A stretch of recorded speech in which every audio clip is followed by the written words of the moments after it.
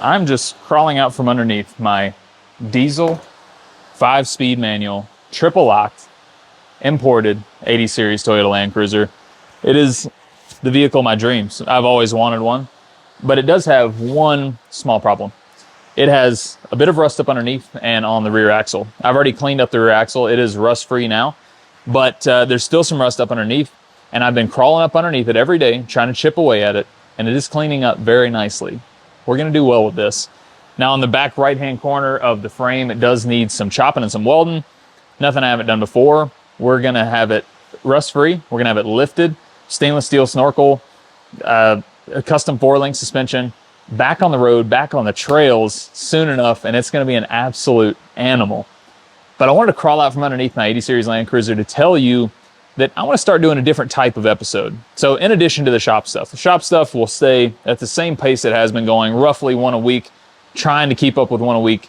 But I want to sprinkle in a different type of episode as well, where I talk directly with you about what's on my mind with vehicles, vehicle makes and models, my opinions on things, vehicle history. Vehicle history ties into things like military history and exploration of the world.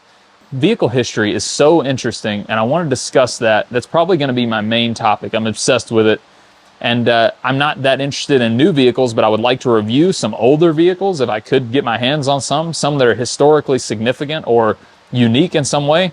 I love those types of vehicles, weird ones with history. So I would like to discuss things like that that are in my mind with you. Sit down, talk directly with you about what I'm thinking about cars.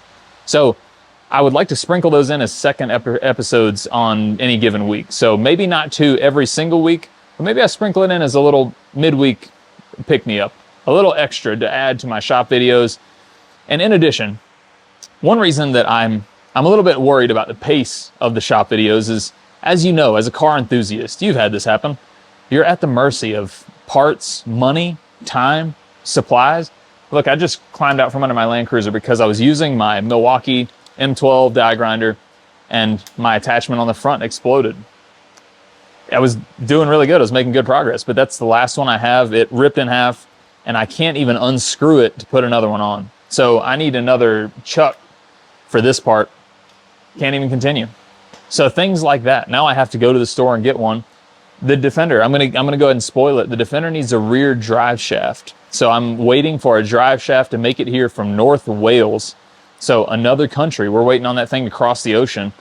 I'm at a standstill. All I can do is work on the Land Cruiser. And I don't know that you watching me grind rust for 3 videos in a row is gonna be interesting content.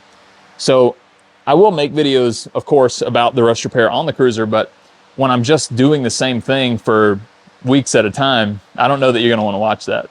So I'm just gonna sprinkle in a little addition. I wanna talk to you about things that are on my mind, and I'm such a car nerd. I don't know any other car nerds in my personal life that are as into these topics as I am. So be my car nerd friends. I will discuss them with you. Maybe you'll learn something from me. Maybe I'll learn something from you. Maybe we'll learn together. But I do want to discuss some things that are always on my mind. Let's start right now. I've had this discussion plenty of times in my personal life, and the people I'm talking to never have the same enthusiasm for it that I do when I'm talking about it. This is something that really does stick in my head a lot, especially in the industry that I like. This is something I feel like we missed out on. So I'm going to put it to you guys. Put your answer in the comments. Seriously, this could spark a very interesting discussion. So I am going to put it to you. You have the power to decide in some era of the automotive industry, some auto manufacturer made some vehicle that they never really made in real life. Does that make sense? I'm going to give you an example. I wish that in the 80s, Ferrari made a pickup truck. That model never existed. I don't, by the way. I think that would have been garbage. But that's an example. 80s Ferrari pickup truck. That never existed, but you have the power to say, I want that to be a real thing. What would I have done? That's what we're going to talk about. If you can't tell, if you can't look around and tell, or if you haven't seen any of my previous videos, you'll know, you can tell, I am a hardcore four-wheel drive and off-road enthusiast. I love four-wheel drives. I love overlanding and adventuring in four-wheel drives, all that stuff. So for me, my answer obviously revolves around the four-wheel drive market. And for me, one company should have tried, and they never did, I wish that Honda would have tried to make a hardcore four-wheel drive. Now, before I see some things show up in my comments, let me shoot them down. Okay, Honda has made four-wheel drives, but not really. They made like the Passport and the Ridgeline and things that were either all-wheel drive, or I'm sure some of them had like a center lock and diff, but Honda has never come close to making an actual four-wheel drive, a hardcore four-wheel drive. Something else I'm going to shoot down really quick. Somebody is going to mention, say, the Honda Horizon. That was an Isuzu Trooper with a Honda badge on it. Doesn't count. I want one that was built from the ground up by Honda. No collaborations here. I want Honda to make a hardcore four-wheel drive. Now let's define hardcore four-wheel drive. It doesn't necessarily have to have everything I'm about to name, but these are all big pluses if it can have that. My Honda, I want it to have solid axles, front and rear. That's a non-negotiable. A hardcore four-wheel drive, to me, has solid axles. Coil springs, not necessarily non-negotiable, but I mean, like, almost. There's only a handful of things that I consider hardcore off-roaders that are actually good at going off-road that have leaf springs. I'm thinking Hilux, K5 Blazer, things like that. But for the most part, your most effective off-road vehicles are going to have coil springs. So my Honda, I wanted to have solid axles, coil springs, at least an option for a manual. So I would want a manual so badly. A diesel engine, not necessarily a requirement, but for me, I am a big fan of diesel, and I would want my Honda to have a diesel engine. What else? Maybe locking diffs. Definitely not a requirement, but it sure would be nice. And boy, would it make a statement if Honda came out with a four-wheel drive that had all of these things in the 90s. That's what I want. I feel that the 90s were the peak of vehicle technology and quality. That's where they met. That's the zenith of both of those things. And after that, quality took a dive. Complexity, regulations really hindered what was technology that kept climbing. So I think technology has gotten even better, but it's really choked out by regulations, complexity, sort of softening from what the market really demands, where off-road enthusiasts like me, I don't really necessarily want it to get softer. I want it to keep using that technology to get more effective off-road. So anyway, that's where I stand on that. Those things, none of those count as hardcore off-roaders. I want Honda to make an actual hardcore off-roader, or I wanted them to in the 90s. I wish that Honda would have had an answer to the 80 series Land Cruiser specifically. To me, this is the height of Toyota Land Cruiser. The Land Cruiser, in my mind, is the best vehicle ever made, and I don't care to debate that with anybody. I'm sure there's plenty of solid arguments, but to me, the best vehicle ever made is the 80 series Toyota Land Cruiser. And if Honda could have had an answer for that, I think that we might be having a debate about what that vehicle could have done versus the 80 series Land Cruiser as well. So the Nissan Patrol was hot in the mix. There's a fierce rivalry between the two, and overseas, places like Australia, there's a debate that goes on all the time. Which one's better? I would have loved to seen the Honda X1200 or whatever they would have called it. Honda is so good at everything they try. I think they could have really made a splash in the four-wheel drive market if they gave it a shot. Let's think for a second about the manufacturers that did play this game, the hardcore four-wheel drive vehicle game, starting with Land Rover, the Defender. This is a true British military vehicle that they threw carpet in a couple of them and then sold to the public. And I'm not kidding. This has no AC. Mine is the County Edition, top of the line, County Edition. What options do I have? Carpet. And I'm not joking. The County Edition had carpet only, and then was the same as every base model you'll ever see. No more options than that. 12 seats, still like it's meant to carry troops. So this is a very basic, stripped down, hardcore off-road vehicle. The Land Rover Discovery of the 90s, the Discovery 1. Now, if you don't think the Land Rover Discovery is hardcore, go ahead and watch the Camel Trophy races. Those were Discovery 1s, and those are hardcore. I used to own one of those. I actually used to own two of them, and they are hardcore off-road vehicles. They share a lot of the bones of a Defender. The Defender is a little bit bulkier in certain areas, like the front axle, but for the most part, the Discovery is very similar to the Defender. Range Rover Classic. Same thing, shares a lot of the anatomy with the Defender and the Discovery 1. So Land Rover, there you go. There's three hardcore off-roaders from Land Rover. If you really want to get into the weeds, you could say the Land Rover FC-101. That's a discussion for another day, but that's a military vehicle as well. Toyota, Land Cruiser, Hilux.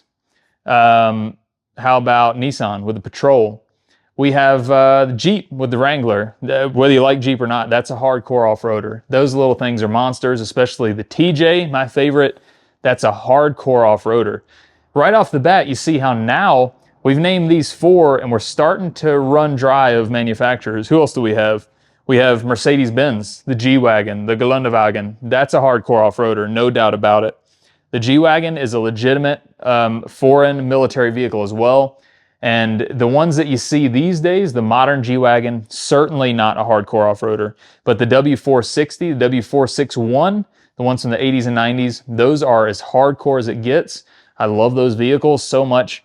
That is a hardcore off-roader. Of course, my beloved Unimog, my Mog that sits outside, that is as hardcore as anything will ever be.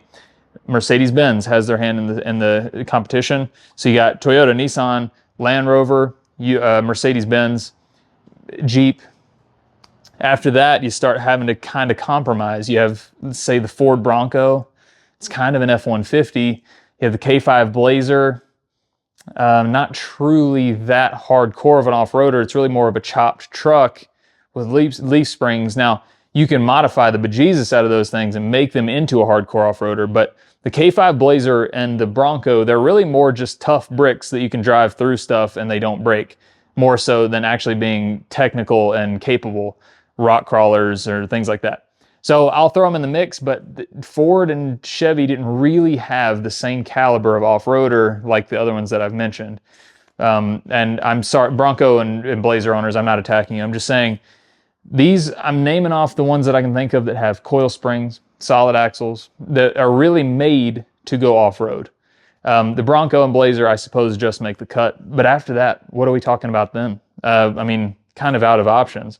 So you see how, to me, Honda would have been an exciting flash, an addition to the market that we really could have used. I feel like we missed out on that, and that's a shame. I really wish that Honda would have tried because there was space in the market. Real quick, a couple of honorable mentions that I don't think quite make the cut straight out of the box. This is not to insult anybody. You can always make anything an off-road vehicle if you dump enough effort and money into it. I think you can build any of these up to the point where they're competitive with something like a Land Cruiser, but I'm talking about ones that made the cut right off of the parking lot of the dealership. So in my honorable mentions, Isuzu Trooper. I had an Isuzu Trooper. I tried to build it up. It exploded. A Mitsubishi Animal or L200, the 90s pickup that Mitsubishi made. You got a lot of things like that. Mitsubishi Montero or Shogun or Pajero. These vehicles, Ford Ranger, any of the full-size pickups from the US, F-150, any of those things, they're not really off-roaders out of the box. You can build them to that, but I'm talking about Honda making an off-roader that was ready to go, ready to compete with that Land Cruiser straight off the dealership lot.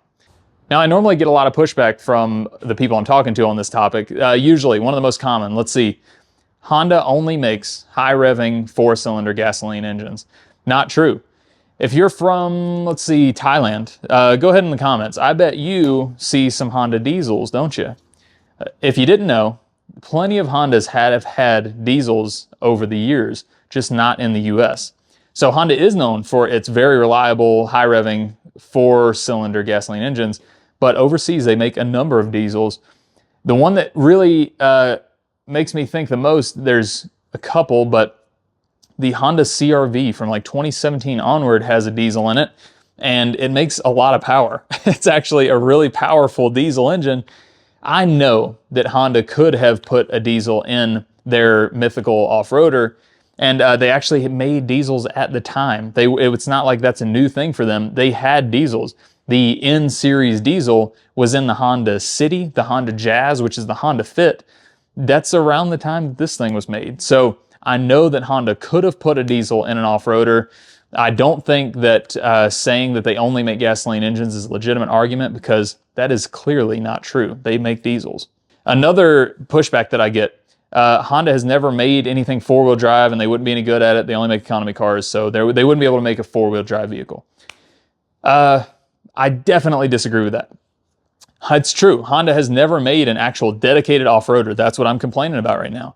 But Honda in the 60s was only a motorcycle company. They jumped into the car market with the S300, 500, 600, and 800, and they took over. Their first shot at the car market was a game changer. It was a tremendously successful vehicle and had a bunch of technology that no other car manufacturer was using or thought of at the time. It was super innovative and effective because Honda was able to think outside the box. They jumped into a new industry, and maybe they took a look around at what other manufacturers were doing, but Honda is one of the most innovative companies of all time, and they're excellent at making a splash as soon as they step in the ring. So the S600 in particular revved to a bazillion RPM and didn't have oil pressure. If you didn't know this, it didn't use the standard oil bearings that everybody else uses. It used roller bearings. Very reliable vehicle, revved to a cajillion RPM. One of the most fun vehicles of all time, and it was their first shot at a car. They took some motorcycle technology over to the car, so they had some chain-driven wheels in the early models. They made a tremendously fun, exciting, successful little car. Never sold in the US. Seems to be a theme. So I think that Honda can jump into a new market without skipping a beat. I think they would have done great. All they needed to do was take a look over at the Land Cruiser, gather some intel, and apply their own Honda innovation to it, and I think they would have excelled in the four-wheel drive market. Pushback number 3. Honda never would have been able to sell a diesel off-roader in the US because America wasn't buying diesels, and it would have had a tough time because it was known as a little economy car manufacturer and not a four-wheel drive automotive manufacturer. I think both of these are the closest arguments to being legit. Americans wouldn't have bought a diesel in the 90s because they didn't from anyone. So the only diesels that were hanging around in the 90s were big towing vehicles. So like my 7.3 Power Stroke, 5.9 Cummins, those type of things. Those big truck diesels were the only diesels with any success at the time. I think Volkswagen had some little economy diesels running around, but as far as off-road diesel vehicles, not really common in the States at the time. So I don't think that Honda would have successfully sold a diesel off-roader, but at the same time, I don't think it's wise to assume that if they couldn't sell in the US, they couldn't have made it. The Nissan Patrol was diesel, perfectly successful overseas, and still carries the name badge today. The Toyota Hilux, diesel, everywhere in the world except for the US. The US embraced the Tacoma, which is fine, it's a good truck, but the Hilux survived everywhere else in the world and is one of the best-selling vehicles of all time as a diesel off-road truck. I think that Honda could have lived comfortably elsewhere in the automotive market outside of the US with this diesel off-roader, much the way that the 80 Series Land Cruiser did. And furthermore, why couldn't Honda have made that diesel and then put a gasoline version in the US to compete with the gasoline FJ80 or FZJ80? I think it could have been possible. And just get away from that thinking that the US market is all there is, because as we see in the US, we get robbed a lot. There are cool cars everywhere that never show up in the US. I think this Honda could have been one of them. And as someone who would have been alive 25 years later, I would have been happy about the possibilities. So in conclusion, I wish that Honda in the 90s would have had an answer for the 80 Series Land Cruiser overseas. I wish it would have had a diesel, solid axle, coil sprung, 5-speed manual, triple locked off-road monster like Toyota had at the time. I think it would have done tremendously well. Honda puts out great quality in their vehicles. They're the most innovative car company I can think of. I don't think they would have had any problem jumping over to the four-wheel drive market, much in the way that they jumped over without skipping a beat over to the car market with a legendary little sports car. And it had so many innovative technologies that really shocked the industry and made everybody second guess themselves. I think Honda could have done a similar thing in the four-wheel drive market. Also, if you wouldn't have been excited about a Honda four-wheel drive, imagine what competition does to these automakers. Right now we have Ford with 1,200 pound-feet of torque in the new Power Stroke. Guess what Duramax is going to do? They're going to bump that up because they look across at Ford and know that they can't just give up. They have to up their game. Honda would have made that happen for the Land Cruiser, for the Patrol, for these vehicles that were already hardcore, tough, legendary, reliable. Honda would have only made it better. So what do you think? What vehicle would you make in the fictional world of snapping your fingers and creating a vehicle in the past? Let me know. Thanks for visiting the Forge. We're going to get back to the shop stuff next video, but thanks for listening to me rant, and I'll see you next time. Bye. I almost forgot. Like, comment, subscribe. Let's grow this thing. Tell me for real, what area of the automotive industry would you have disrupted if you could go back in time to whatever era and tell a company, hey, you should build this type of vehicle. If you could disrupt the automotive industry by making one company step outside of its comfort zone to a place where you think it would excel, what would that be? Would it be Ferrari making a pickup truck? Doubt it. Anyway, tell me what it would be. Let's grow this thing so that I can have these conversations with you more often and so that I can get these projects built on the trails, ready for adventures. We could go on more adventures. We can pull more projects in. I can acquire other vehicles that'll be projects for the future. I have non-four-wheel drives that drive me insane on the internet all the time. I would love to get some of those and pull those in here, but at the moment, I'm stuck at this pace of project completion because I have a full-time job and a lot of other commitments. So let's try to get this growing so that I can do this more often. Okay? Thanks for watching Expedition Forge. You can catch me on TikTok and Instagram. Handle's right here. Thanks for watching. Bye.